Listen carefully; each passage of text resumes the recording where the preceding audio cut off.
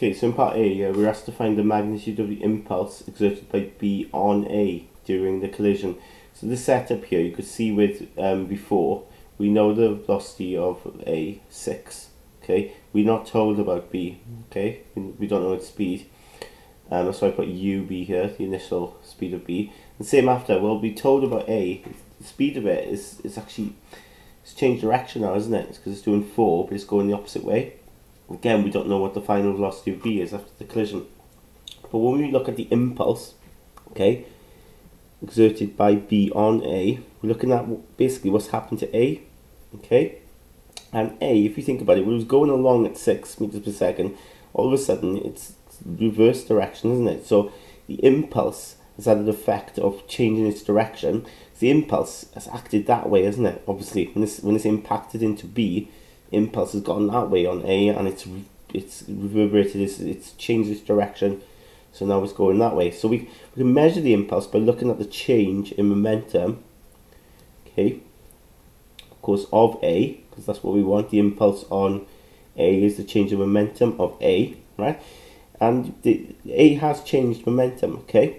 I know we've got this rule where the momentum is unchanged, but that's when we look at the total momentum of the whole system. So the total momentum before here of A and B combined will equal the total momentum of A and B combined afterwards. But when we just look at the individual spheres, okay, the momentum can change, and what happens is, if it loses momentum, it basically gets transferred onto the other sphere, and the other sphere will gain momentum. So change in momentum is the momentum after, which is obviously mass times velocity, so mv a, yeah, momentum after, take away the momentum before, which would be the mass times the velocity before, so the initial velocity. So in this case it'll be 2, which is the mass, times the velocity after. There's 4, but it's going in the reverse direction, so of course, we're taking this space positive, aren't we? So it'll be minus 4. Take away then the mass, which is 2, times the velocity 4, which is 6. So if you work that out, you get an answer in the minus 20 Newton seconds. I expect it to be minus because we're taking this space positive, but of course the impulse on A has been going that way, isn't it? It's the effect of reversing the direction of A. B is giving it a push that way, essentially. So I expect it to be minus, but it is asking for the magnitude. So magnitude, of course, is the size. So the magnitude of the impulse, I simply take it as positive 20 Newton seconds. Okay. So part B then, it says calculate the speed of B before and after the collision. So when you look at the speed of B, to work out the speed before and after, we need to consider the momentum of the whole system. So the total momentum before equals the total momentum after. So total momentum before, of course, will be mass times velocity, so 2 times 6, plus the momentum of this, 5 times UB,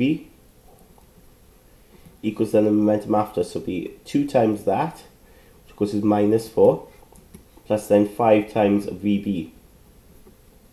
Okay, if you simplify this, well, you get that here.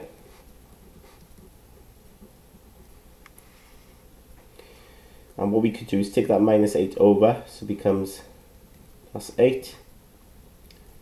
Take the UB over. So you get 20 equals 5 VB, take away 5 UB. And then maybe then, because you can see there's a common factor of 5 here, and then we could divide by 5. So we get 4 equals to VB minus UB. Okay? So that's like my equation 1, if you like. I can get a second equation for using Newton's law of restitution, because remember it said that E is 3/4, so we could use Newton's law of restitution. Okay, so that would be E equals VB minus VA over UA minus UB. So 3/4 is what E is. VB we don't know. VA of course was that one there, so it'd be minus 4. 2 minuses there. UA was 6 and UB we don't know. So what I do is then with this, right, because we need to sort of tidy this up a bit, but what's on the bottom here I'll take up. So there's a 3 there, isn't there? So keep that 3 there, but take the 6 minus ub here, take it up and times by that 3. And what's on the bottom there? 4. Take it up here and times by that, so it'll be VB. Of course, 2 minuses there make a plus, so I get that. Expand these brackets then, so I get 18 minus 3UB equals 4VB plus 16. Okay, you can tidy that up a little bit. We'll get 4VB plus 3UB equals 2, I believe. I take that over that side and take the 16 that way, yeah. So I've got my second equation. Okay, so we've got 2 equations here, equation 1, equation 2. But what I could do here is I could look at equation 1 and I could say, well, that means that VB equals 2, 4 plus UB. So I could take that minus UB over the other side, get 4 plus UB, and then I could sub this then into 2. Okay, so sub an expression for VB into 2 here. So 4VB suddenly becomes 4, and replace it with this, 4 plus UB plus 3UB equals 2. So you get 16 plus 4UB plus 3UB equals 2. So that means then you get 7UB equals minus 14. So UB equal to minus 2. Okay, so in other words, the initial velocity of B is minus 2. So basically that there is minus 2. It's just going it's going to the left at the start. So we know then UB is minus 2. Then you could work out what VB is just by subbing it in, just squeeze it in here.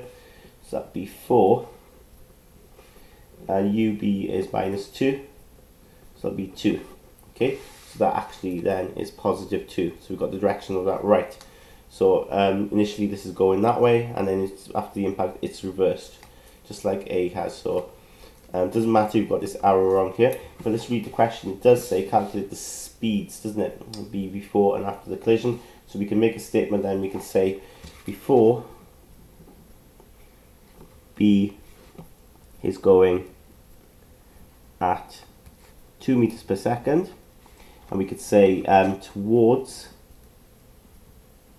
A, and then after B is going at 2 meters per second, but in the reverse direction.